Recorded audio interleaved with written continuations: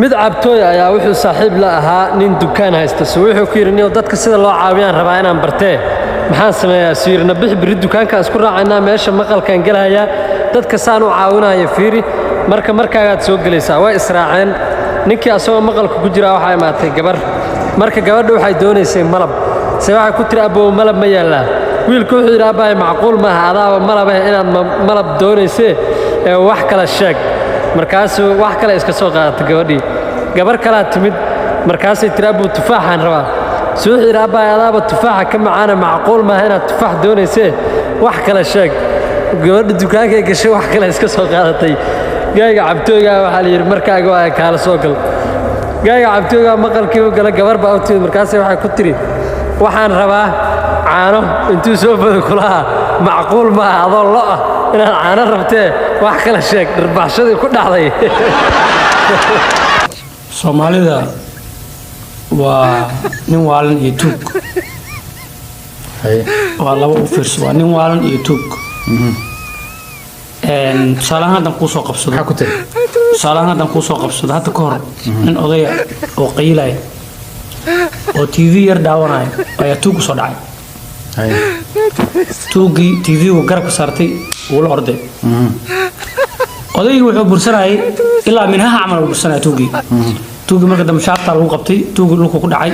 tuugii wuxuu yiraahdaa yaralaw afarta ma ila aaday Arsenal ma taageertaa yaralaw wallahi billah TV oo ku celinaha darabti odaygu wuxuu yiri saqajaanka taawus maanta dhan waxaan kala dab ordaa remote ka waraa saw daawanay TV-ga remote la maalinta adiga oo ka soo degay remote-kiisa ka hor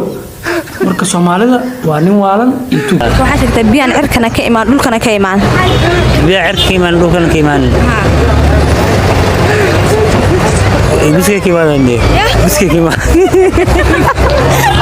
gabayga buuxa weeyaan nin waa bihii dariyo dayacaan ahaaye qaar kale uu ciyaarsiinaya ana dibadda ii tuuriye markuu idulu duudka hooyada iga dul furay kuwa caruurta way jecel yahay baa adiyada u darane waxaan dib jirahaadaba mar baan dolo heliyoon darcagaha gelin inana haday qurux leedahay qoorta ka hilaacdo markaas aroos qaayo weyn loo qotobiyay markaas rasaas laga qubaa oo qarani maadaaye cali qaawane waa darbajiif waa dib low dhagax dhextirbaad nooda waqtigana waa haraati waa 12 jir irkan wada dhulkana waan go'daa markaan taag daraynay taageerada dhallaankiyo taakulayn u baahnayn darbijiifkii tuunla toobiyaha la mariyo toga iyo banaanada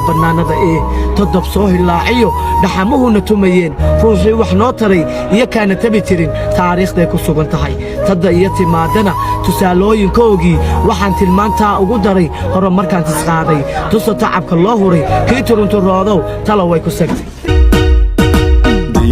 inantaanu garaabay oo garab dhammaanteed ugu deeqay garashada guulaa u siyaadashay oo galad hagaagsan ugu biiriyey asluub badan axsan guubay garadan aniguba siiyey